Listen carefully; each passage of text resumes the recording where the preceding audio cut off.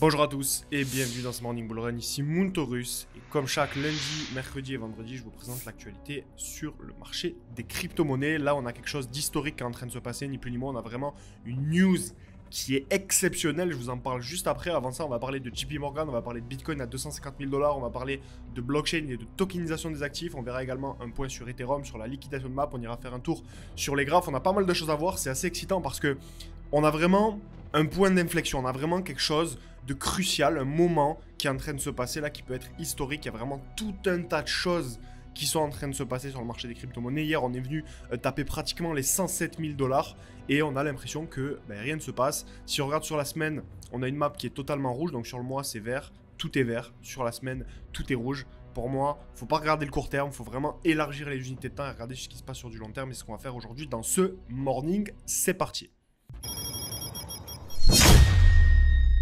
Alors la première news et pas des moindres, c'est JP Morgan qui entre dans l'histoire de la blockchain. Donc c'est un signal extrêmement fort qui a été envoyé à Wall Street. JP Morgan qui vient d'entrer un petit peu dans une nouvelle ère. La banque américaine a réalisé sa première transaction de bons du trésor tokenisé sur une blockchain publique en utilisant les protocoles Chainlink et Ondo Finance. Donc c'est une première mondiale à cette échelle pour une grande banque traditionnelle, l'une des plus grosses banques au monde.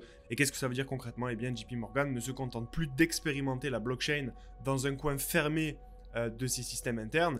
Cette fois, elle a connecté sa blockchain de paiement directement à une blockchain publique. Donc selon Chainlink Labs, c'est la première fois qu'une banque d'envergure mondiale fait ça.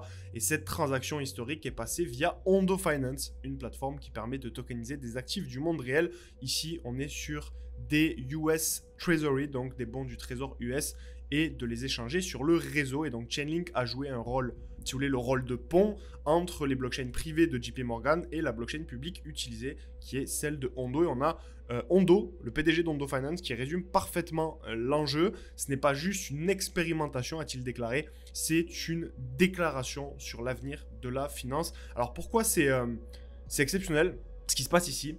Pourquoi c'est un enjeu majeur? Parce que ça marque une étape vers un futur où les actifs traditionnels, comme les obligations ou les actions, seront tokenisés et circuleront sur des blockchains publiques. Donc on parle ici d'un pont entre la finance traditionnelle, donc la TradFi, et la DeFi. Et donc cette évolution est déjà en marche. On a les actifs réels tokenisés, donc les real world assets qui ont dépassé les 12 milliards de dollars de TVL selon DeFi Lama. Donc ça, pareil, un marché des real world assets qui continue d'augmenter, d'exploser en termes de TVL. On a BlackRock qui détient déjà près de 3 milliards en tokenized treasury dans son fonds, et on a la plateforme de JP Morgan, donc qui n'existe, donc anciennement JPM Coin, qui traite 2 milliards de dollars par jour et gère 1,5 trillion de dollars d'actifs. Bref, ce n'est plus de la science-fiction, ça devient réel et évidemment ça annonce de très belles choses pour la suite.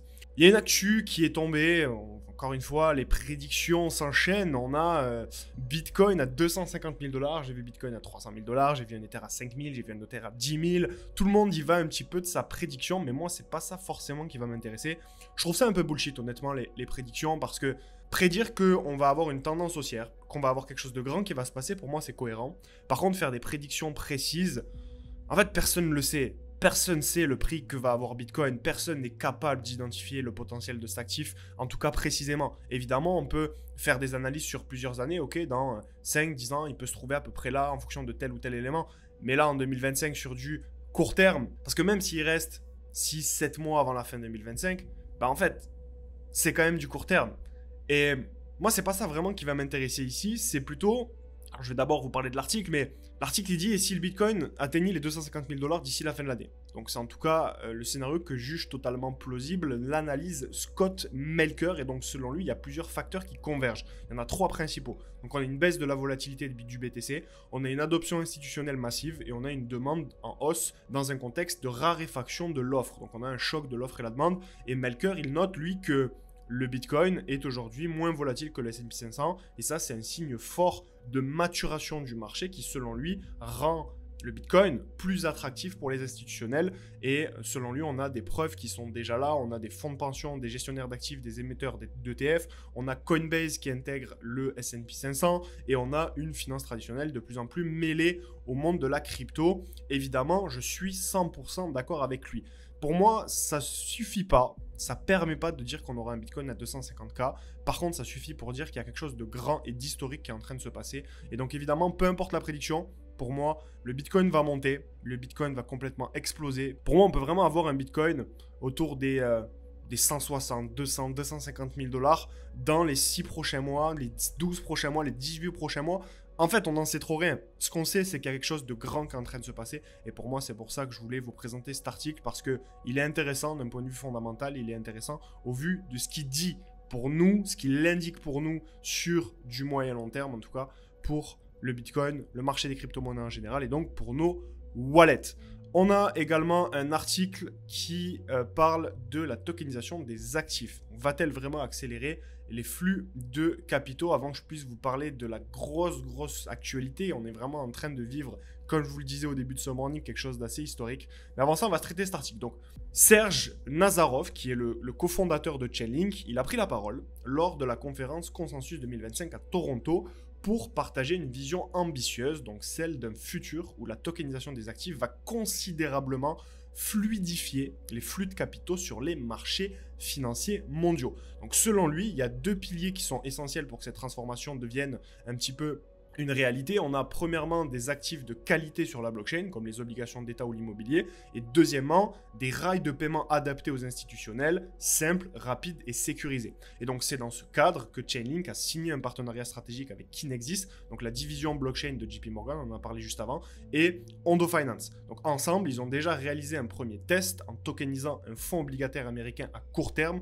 échangé directement sur la blockchain grâce à Runtime Environment de Chainlink. Et donc cette technologie va agir comme un pont entre les systèmes bancaires traditionnels et les blockchains, ce qui va offrir une interopérabilité jamais vue. Et donc Sergey, qui est le cofondateur de Chainlink, compare même cette évolution à une mise à jour des vieux systèmes bancaires comme le COBOL vers les architectures modernes et adaptables. Et donc l'enjeu, c'est de créer un cercle vertueux où, si vous voulez, on a de plus en plus d'actifs tokenisés. On a de plus en plus de paiements qui deviennent rapides et on a quelque chose qui va attirer de plus en plus forcément les institutions et ainsi de suite. On a vraiment un cercle vertueux selon lui qui est en train de se mettre en place et c'est pas un hasard si cette annonce arrive dans un climat réglementaire beaucoup plus favorable aux États-Unis depuis le départ de Gary Gensler et l'arrivée de Paul Atkins à la tête de la SEC. Donc encore une fois, on a quelque chose qui est plutôt bon signe pour la suite. Je voulais vous parler également de quelque chose dont je vous avais déjà parlé en fait. Je vous avais fait une vidéo. C'était le 17 avril où je vous avais dit 5 raisons pour lesquelles Ethereum va exploser en 2025. Donc vous avez fait la vidéo, on était ici. Et évidemment, je ne me suis pas trompé. L'Ethereum a complètement explosé. Donc j'avais titré, d'ailleurs c'est assez drôle, ne rate pas l'explosion. Eh bien voilà, le titre prend tout son sens un petit peu ici. Mais il y a 2 choses que je souhaitais vous indiquer ici. La première, c'est que pourquoi je vous ai fait cette vidéo? Parce qu'en fait, à ce moment-ci, quand on était là dans cette zone, en fait, on avait tout le monde qui criait au fait qu'Ethereum était mort. C'était terminé, Ethereum avait trop de frais de gaz, Ethereum était mort, Ethereum était trop lent. Il y avait Solana qui allait être le nouveau Ether, etc. Personnellement, moi, je suis pas trop de la team Solana, je suis plus la team Ether, malgré que j'apprécie également Solana, c'est pas le sujet. Mais quand vous avez une psychologie des marchés où tout le monde va dans un sens parce que le prix de l'Ether va dans un certain sens, en l'occurrence vers le bas, eh bien c'est souvent le moment où il y a des belles opportunités à saisir et c'est vraiment pour ça que je vous avais fait la vidéo et ça n'a pas loupé. Donc il y a aussi tout le contexte, toutes les actus qu'on traite, tout le contexte fondamental qu'il y avait autour qui m'avait permis de dire que l'Ethereum allait pouvoir faire de belles choses et c'est ce qui s'est passé. Et là, le deuxième point que je voulais aborder avec vous concernant l'Ether, c'est ça. C'est qu'en fait, c'est bizarre, hein, mais c'est toujours la même histoire qui est en train de s'écrire. On a la phase 1 qui est la surperformance de Bitcoin. Donc ça, on est tous d'accord. Bitcoin est passé de 15 000 à 108 000 $. Donc on a eu vraiment une surperformance de Bitcoin par rapport aux autres cryptoactifs. Et ensuite, l'histoire voudrait que ça soit ensuite Ether, ensuite les large caps, pour qu'ensuite on ait une alt season. Bizarrement, On est en train, en tout cas sur du court terme, ça veut rien dire, il faudrait attendre un petit peu pour voir si la thèse se confirme, il faudrait attendre un petit peu de voir si Ether vient encore surperformer le Bitcoin. Là, pour moi, on est vraiment sur du très court terme, ça fait que quelques jours qu'Ether surperforme Bitcoin. Mais en attendant, on a l'impression qu'il y a un petit peu ça qui est en train de se dessiner. On a un petit peu l'impression qu'on a Ether qui va surperformer Bitcoin et qu'on entre justement dans cette phase 2. Ce qui, jusqu'à présent, ça peut changer, le marché a changé, donc on peut plus se baser vraiment sur ce qui s'est passé en 2021. Mais en tout cas, pour l'instant, on a quelque chose qui ressemble à ça. Et c'est plutôt bon signe, donc on verra si les large caps suivent et pourquoi pas une alt-season après par la suite dans les prochaines semaines, dans les prochains mois. Avant de vous partager la dernière actualité qui est la plus bouillante de ce matin, il faut voir, justement, on a Bitcoin qui est passé là cette nuit sur les 107 000 $. Donc, ce qui est intéressant au niveau de la liquidation de map, donc là, pour ceux qui ne savent pas, plus on a une couleur qui tire vers le jaune et plus il y a de gros capitaux, de grosses liquidités à venir chercher. Il faut comprendre que les liquidités, par rapport au price action, ça agit un petit peu comme un aimant. C'est-à-dire que la liquidité va attirer le prix soit dans un sens, soit dans l'autre. Et ce qui est intéressant, c'est qu'ici, on était venu déjà chercher cette liquidité-ci. On était revenu ici chercher une petite zone de liquidité. On était descendu, on était venu liquider là, vous voyez toutes les couleurs un petit peu jaune-verte. On est venu tomber sur cette zone, on n'avait pas pris ces liquidités-ci. Et là, on est revenu chercher toutes ces liquidités-ci. Donc, on a vraiment fait une mèche ici où on est venu liquider énormément de personnes. Le prix est redescendu, mais en fait, il faut capter où se dirige le prix. Le prix se dirige vers une nouvelle zone de liquidité. Et donc, sur du court terme, il y a un scénario qui est possible. Il y a plusieurs scénarios qui existent. Mais en tout cas, on pourrait potentiellement venir chercher ici ces liquidités avant de repartir et aller chercher de nouveaux attaches sur le court terme. Alors honnêtement, moi j'ai une vision qui est très large jusqu'à septembre pour venir chercher de nouveaux attaches. Pour moi, on peut encore consolider pendant plusieurs semaines, voire plusieurs mois. C'est quelque chose qui est pas à exclure. Mais en tout cas, là sur le court terme, là qu'est-ce qu'on voit? On voit que le prix se dirige vers une zone de liquidité importante, qu'on pourrait venir prendre cette liquidité et venir repartir chercher de nouveaux ATH. C'est pas un scénario à exclure. Et on arrive sur la dernière actualité qui est pour moi la plus importante de ce morning. Et donc la dernière actualité, oui, c'est une actualité technique parce que techniquement, on est venu faire quelque chose d'assez exceptionnel. Vous voyez ici, quand on est venu chercher l'ATH, 109 000 $, ici, eh bien on était venu, donc c'était seulement une mèche et en weekly, en fait, on était venu ici clôturer. Donc on avait la plus haute clôture weekly historique qui était sur ce niveau de prix-ci, qui était aux 104 000 $. Donc on était venu ensuite mécher pour repartir. Mais en tout cas, la clôture weekly la plus haute de l'histoire jusqu'à présent, c'était les 104 000 $. Et là, hier, on est venu faire la plus haute clôture. Donc là, je vous entoure tout, mais c'est pas ça que je devrais faire, c'est ici. On est venu faire la plus haute clôture weekly de toute l'histoire du marché des crypto-monnaies, de toute l'histoire de Bitcoin. Et ça indique plusieurs choses. Ça indique 4 choses majeures. La première, c'est qu'on a une validation de la tendance haussière. Quand on a une clôture hebdomadaire historique sur un actif, en général, quand on vient casser un weekly, en tout cas la précédente structure, eh bien, ça signifie que les acheteurs ont réussi à maintenir un niveau de prix élevé jusqu'à la fin de la semaine. Et donc ça, c'est un signe clair que la demande domine fortement l'offre à ces niveaux. Donc c'est ce que je vous parlais en début de morning. On avait parlé de l'offre et de la demande. Deuxième point, c'est qu'on a un signal psychologique qui est extrêmement puissant. En fait, ce record, cette mèche-là, elle agit comme un catalyseur émotionnel positif pour les investisseurs, ce qui peut attirer davantage d'acheteurs et renforcer encore plus la dynamique haussière sur du court terme.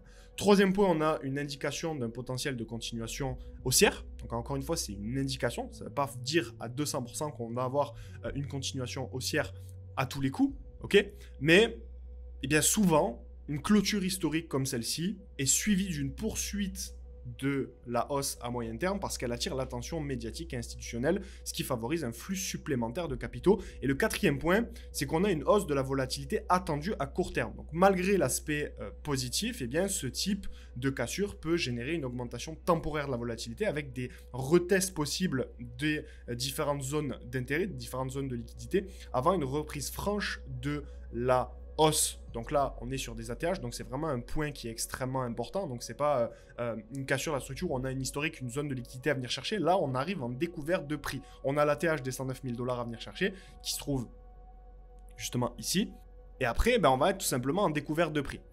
Donc en résumé, cette clôture historique est globalement un signal technique qui est très positif et qui renforce la conviction bullish à moyen terme, tout en exigeant une vigilance sur des risques à court terme en raison de l'augmentation probable de la volatilité. Voilà, c'est tout pour ce morning. J'espère que ça vous a plu. Comme d'habitude, on va se retrouver tous les lundis, mercredis et vendredis pour que je puisse vous faire un résumé complet de l'actualité. Donc n'hésitez pas à vous abonner à la chaîne YouTube, poser vos questions en commentaire, n'hésitez pas à venir interagir avec nous et surtout rejoignez le canal Telegram spécialement dédié à la crypto. C'est là où vous allez pouvoir retrouver toutes les informations journalières qui vont concerner le marché des crypto-monnaies et donc qui vont vous concerner en tant qu'investisseur. Je vous dis à mercredi, c'était Muntorus. Ciao ciao.